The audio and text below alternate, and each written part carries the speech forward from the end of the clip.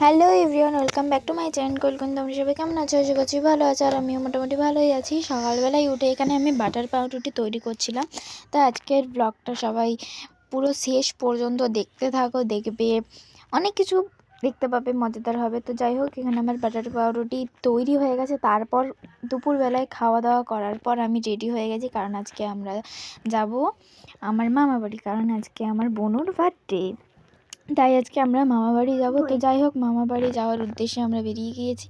কিছুটা হেঁটে হেঁটে যাচ্ছিলাম আমাদের রাস্তায়, আমি আর মা করে হাঁটছিলাম, বাপিও আসছিল। তারপরে এই যে আমাদেরকে মামা বাড়ি যেতে গেলে 7 সমুদ্র 13 নদী পার করে, ব্রিজ পার করে যেতে হবে, নৌকোয় চড়ে বর্ষাকালে যেতে হয়, আর শীতকালে বা গরমকালে এরকম ব্রিজ পাড়িয়ে যেতে হয় 7 সমুদ্র পার করে। যাই হোক, মামা বাড়ি পৌঁছে গেছি।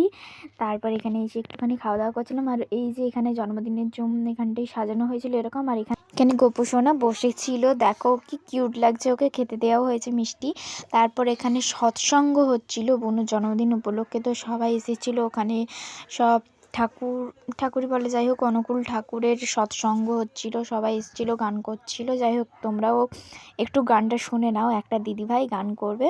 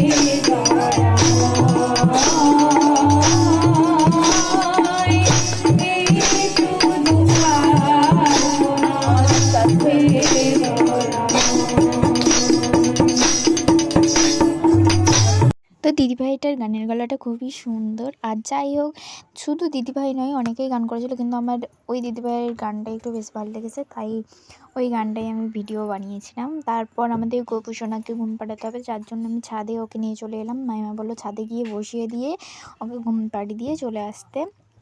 আর একটা কথা, বনুর হচ্ছে কেক কাটিং হয়েছিল ওরা বাড়ি যাওয়ার পর, কিন্তু কেক কাটিংয়ের আমি ভিডিও খুঁজে পাইনি, করেছিলাম। তো আমি পরে যদি পারি কেক কাটিংয়ের ফটোগুলো দিয়ে দেবো লাস্টে সবার। তো যাই হোক, এখানে আমাদের খাওয়া দাওয়া ছিল লুচি তরকারি, আরও কী কী ছিল যাই হোক আমার মনে নেই। তো খাওয়া দাওয়ার শেষে আমি শুয়ে পড়েছিলাম এখানে।